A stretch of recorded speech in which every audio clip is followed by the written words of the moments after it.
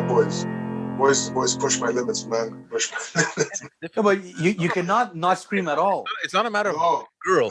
It's not a matter of boy and girl, because me too, I lose my patience. And I've noticed lately it's getting worse and worse. And we even wrote the blog about it, where I felt that this entire year, whether it's because we were always together or whether because whatever, the context was, I feel like I've been losing my patience a lot more than usual. I don't know if it's because the kids got a bit older and they passed that threshold where they just decide not to listen anymore. I don't know what it is, but that just means that it's not, what I'm trying to say is that it's not always to put the effort on the child to become better, because maybe the problem is you, right? Maybe it's, maybe I have to maybe I have to demonstrate something different. I don't know. Yeah. I mean, we're learning in this too, right? I mean, we don't know everything. We don't have all the answers.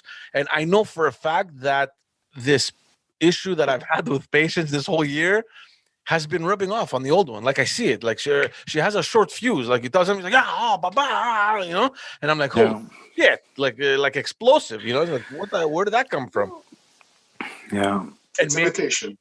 Where it gets tricky, though, is that when you show that you don't know too much, then they lose the trust and they lose the confidence because now they see that you have faults and you're vulnerable and maybe you can't lead like you should. That's what the old timers didn't want to show weakness. They never wanted to show vulnerability. Because you're the leader, right? The king can never show that he's scared that he's going to lose the battle. Right. Because then his men feel right. Be a pillar. So you gotta be both. And I just want to add to the yelling, because I don't believe in a house where there's no yelling, there's no fighting or arguing. That doesn't exist. Nobody lives in a vacuum. But I think the importance is this, like when you do yell, it's like, look, man, I lost my cool. I'm sorry. Reflect. But at the same time, it's like the kid needs to understand that yelling is bad, but don't do yelling. Like, don't pick that up from your dad. Don't yell. But at the same time, if you're yelled at, be strong enough to deal with it. It's like almost like the bully, right? You cannot eradicate all the bullies.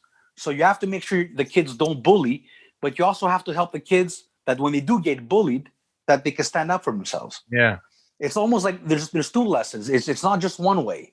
You cannot just be like, okay, I'm sorry I yelled. I'm sorry. Nobody does. No. It's like, look, people will yell. You know what? You have to deal with both. It's not good. I'm sorry. But at the same time, you know what? Don't like, you don't want them to diminish and lose all confidence because somebody yelled at them either. Right. So it's both. It's funny you bring that up. Why? Because at work, I was working late. I was working a lot of hours, and I was using. I was getting stuff from my car to bring to the office, and there was some volunteers doing some stuff for the holidays, and they had some guy organizing the space. They were putting stuff onto trucks. Anyway, he blocked me off. I needed 1 meter of space. I was just about to pass, and the guy I'm like, just leave me as a meter. I'm coming right now. And he's like, no, wait. He drops it and he leaves it, and I yell, excuse me, sir, you have to move it. I have to get to my office. I don't have a I'd done 1 million hours. I don't remember what it was. The guy moved it because I intimidated him, and then he cried. He's in his 40s. The guy was in his 40s.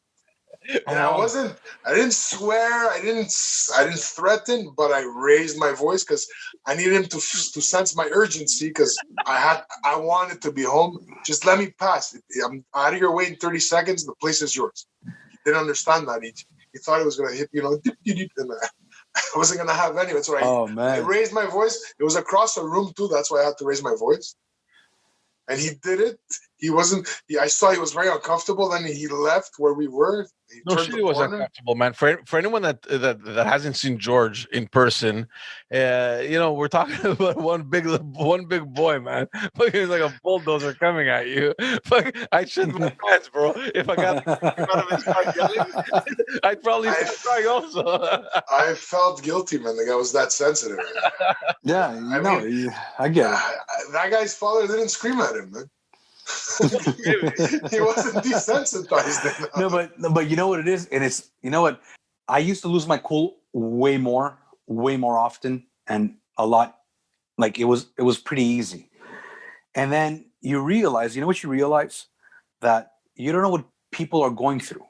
Yeah, you don't know what they're going through. You know what I mean? It's like you're on the road and you start honking at people, and then it's like, you know what? Then it happens that you make the mistake and people are honking at you. Yeah.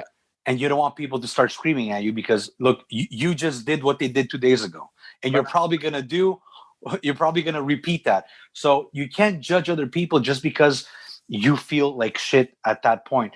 And you know what? That encounter you had, George, you don't know what the guy did. Maybe the guy just found out maybe he lost his mother. Maybe he lost his daughter. Maybe something happens with a divorce. Yeah. And you know what? You just hit that extra little button that just made him. It's just you just have to be a little bit more. Fucked up his whole year, bro. You just fucked up, yeah. No, but fucked up the guy's whole year. I raised my voice because he was far, and there was an urgency. I wanted to get home. I was dead. And if he blocked me, I would have been stuck there another hour. I couldn't. I had to be home. I needed my bed. Yeah. It was too late. But you know what? Look, just go back to what you're saying, Chris. I'm very fair with it because I sometimes have road rage. Road rage, not like driving roughly, but I lose my patience, especially when there's traffic, and especially when there's dumb drivers around me. But in all fairness, to do with the name George. Probably, yeah. But in all fairness, when I realize that I make the mistake, I acknowledge. I'm like, what an idiot you are. You're such a yeah. Because you know what the reaction is. This is the reflection. It's like, come on, go. And then when they do it to you, it's like, hey, relax. yeah. When it happens to you, it's like, hey, relax. Why is he freaking out, this guy? And it's like, hey, man, look, man, be real. Just be real, just be conscious of the situation you're in. And you know what? My road rage is zero. No zero. Way. I don't believe it. Oh, yeah. Look, yeah. 0. Ask anyone. 0. Chris's driving gives me road rage. Yeah. He's too patient. It's 0. And you know what? I've been in a situation where my son reacted. And he reacted because he saw a reaction of another parent in the car. Yeah. And it's like, I was like this. What are you doing? What's your problem? What's wrong with you? It's like, what are you doing? What are you reacting to? Yeah. You think he meant it? Yeah. So it's like, you got to put those little seeds. And then once you're conscious of it, you just stop doing it. It's kind of like when you're driving and the guy cuts you off and you're like, beep, what the? And then you realize the mistake. And then when you drive next to him, he pulls one of these. He's driving. He's like, yeah, but think about it, George. You're like an asshole for yelling at him. 99% of the time, do you think the guy wants to hit you so you can sit down, exchange paperwork, waste time? No. It's an honest mistake, and that's it. You know what you do? You just go beep, beep, and you just brake, and you're like, okay, go. Yeah. Just go. There's no point of you can't get mad. And you know what? You know what the principle on that is?